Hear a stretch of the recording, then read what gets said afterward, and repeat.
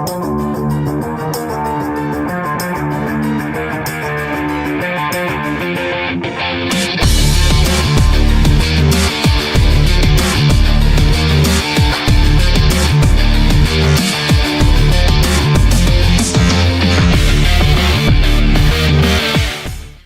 YouTube!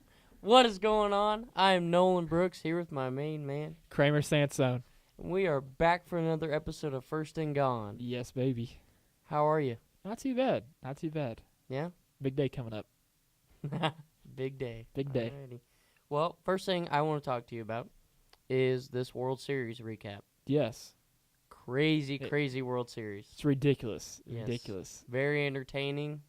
I mean, there was one moment that it wasn't that good, but the entire time, it was amazing. Yep. Exactly. So, I want you to give me a little rundown. What the road to the end of the World Series, how did it go? All right, so game one, it was held in L.A. The Dodgers won 3-1. Yep. So they got their spot to where, like, hey, we want to win this. Houston in game two, in 11 innings, won 7-6. I mean, Yep. exciting game. A lot of home runs hit in that game. I think it was the most home runs in the World Series was hit in that game. Either that one or game five. But game three, Houston won 2-1, and that was played in Houston. Game four, LA won 6-2 to tie the series up 2-2. Okay. Game five, a thriller game, entertaining game. Yes. Houston won 13-12 in 10 innings on a walk-off single. Game six, LA won 3-1. So game seven, baby, grandest stage of them all. Oh yeah, that's what everybody wants. And Houston won 5-1. Congrats to Houston. Congratulations, Houston. First World Series title in franchise history. Exactly. And the first team to go from the NL to the AL to win a title. Yep. So, congrats to them. Yes. Some big things I wanted to point out. 25 home runs combined between the teams. 15 for the Astros, 10 for the Dodgers. That's ridiculous. That's a lot of freaking dingers. That's That's you're a not lot wrong of about dingers that. right there.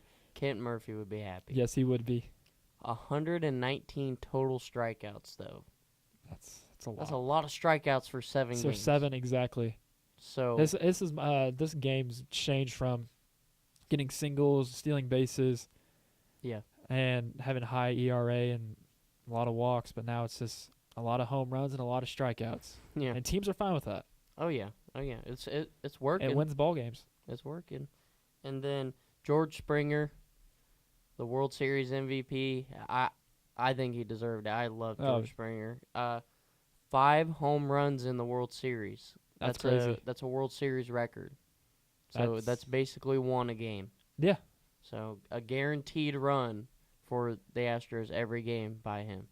So I'm real happy for Houston. I mean, they play great baseball. 100-win team. I mean, they were good the year before. They deserve it. I mean, once you saw the Dodgers in towards the end of August on that huge slump they had, it just didn't look like they'd be a postseason team. Yeah. And I mean, they made it. They made it this far. Made it to Game 7, and they just couldn't just grab it. Yeah. I don't know that they had it. I mean, they have the right pitching core. They had the right offense. I mean, they were hitting the ball well. Yes, they were. But it's a game of 1 or 2 runs always. I mean, obviously Houston won by 4 runs, but it comes down to those 1 or 2 run innings that you absolutely need to keep in it. Yep. And then their pitching core just didn't show up. Yeah, no, it's So it was good to see the Astros win. Seriously, it was. definitely. So right now, out of the entire postseason from the Dodgers and the Astros, who was the number one guy that you thought the Dodgers did good? I really like the way Yasiel Puig played. I mean, he really stepped up all year, the entire season. He was benched at one point in the season. Exactly. So he really stepped up and showed that he is worth the money that they're paying him. And I thought he played great throughout the postseason. Hit great at home. Okay on the road, but I mean when it comes down to it, overall performance, I thought he was good for the Dodgers. Right, and I feel like overall performance for the Dodgers is Chris Taylor. Yep. He was the MVP in the NLCS. He's stepped up a lot, moving from this season, moving from the infield to the outfield, and hasn't played a single game in the outfield in MLB. Then he decides to do it this year, and he does it at the rate that he did was amazing, and it contributed into the postseason as well. I mean, his bat didn't come around in the World Series, but he was still hitting the ball solid. I mean, it was just right at people. I mean, I think he had 2 home runs one home run in the World Series all combined. But I mean, yeah, He did good. yeah, and of course, Astros. Your guy is George Springer. yeah. I mean, Love that guy.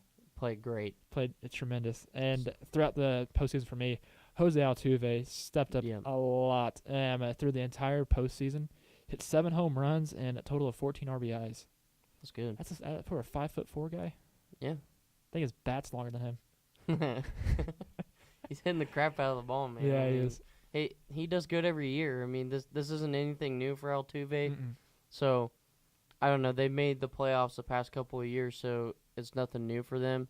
They just stepped up But- this year even more. With Altuve's pace right now, he's about to pass Craig Biggio as the best second baseman in Houston. I feel like he's pushing for it, but he's gonna be low key about it. So Yeah, exactly. we'll Low see key. we'll see where they go. All right. Well, congratulations to the Astros on their win. Congratulations.